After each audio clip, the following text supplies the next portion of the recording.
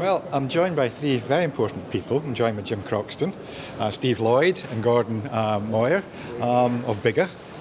We're more than halfway through the day, just about, would you say? Second day? Second day. Are you ready to give a sigh of relief?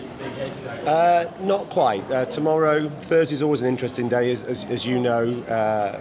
Exhibitions are strange events in that they end on a whimper rather than a bang, and so we'd like to get through tomorrow, but so far pretty satisfied where we're going. There's been quite a few sighs of relief that we've got the event on and that we're here. Well, I'm going to make that point. I mean, when mid-December the news came through that you'd taken the decision to move it for all the right reasons, I think we thought, great, it's been a decisive decision. If it needed to be taken, so well done. But then you're thinking, this time of year, these guys will know better that it's a busy time on the golf courses, so it's going to have an impact ultimately, but getting something done, I think, was the main thing.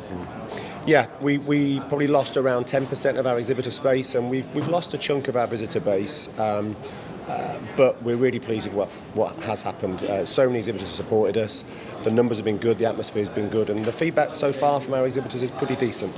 Smashing. Now, Steve, yes. A 3-year stint started yesterday. Yep. Are you ready for it? I think so, yeah. Yeah, I'm looking forward to it. I've had a good 2 years, plenty of meetings on Zoom with the pandemic, so yeah, hopefully prepared for it and it should be good.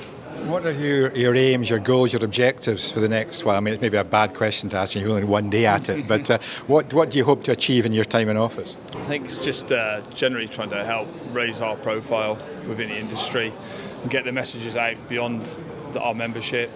And get it out to the end users, the golfers. At the end of the day, they need to understand that yes, there are issues. We're working around the issues. You know, it's an industry full of problem solvers and innovators, but that takes time sometimes, and you can't solve an issue overnight. So just getting it out to the golfers out there that we do have these issues and we're working around them. So. And Gordon, you're retired now from your role at St Andrews, but you've taken on the role of president. You'll be playing more golf this next year, I would imagine. Well, I might be playing a bit less golf this coming year than I've been playing, so we'll see. Yeah. So what is the role of president now? I mean, when I was at BIGGA, the role of president was slightly different than it is now. So what is your what is the president role? Well, Steve obviously is still working, so he's got a job to attend to and a golf course to attend to. So if I can take some of the pressure off of his shoulders about just going to events that he would have normally gone to in the past, so more a figurehead role rather than a running association role. I don't want to do anything too strenuous. Quite right. Now, Jim, looking forward, seeing the big picture, what do you see are the challenges ahead for the industry going forward the rest of 2022?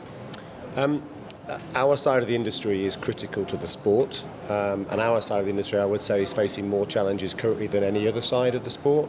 We've got issues with supply chain, with cost of raw materials, with revocation of chemicals, with availability of water and sand, and then most important with attracting enough people to become greenkeepers and to look after golf courses for the pay that currently exists or the conditions that currently exist. So we believe that's a big threat to the overall sports health. So our biggest challenge is getting the overall sport to join with us in communicating that message out to golfers and golf clubs. And then helping us. We've got some solutions, we think, but we're going to need a lot of sort of big friends to help us get through those. And as a greenkeeper, Steve, if there's a school leaver or a college leaver and they thought about going into the greenkeeping side, how should they go about doing that? I think obviously contacting the association through the website and speaking to the staff at head office is a great touch point.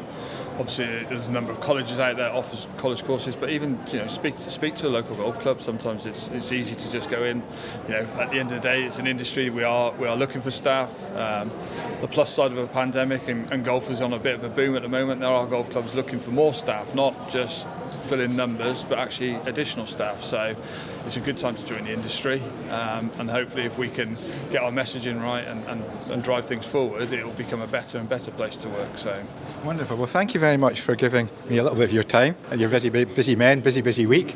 So thank you for speaking to Turf Matters, and we'll see you during the course of the year. Thank you very much. thank you. Thanks, Scott. Thanks, Scott. Good.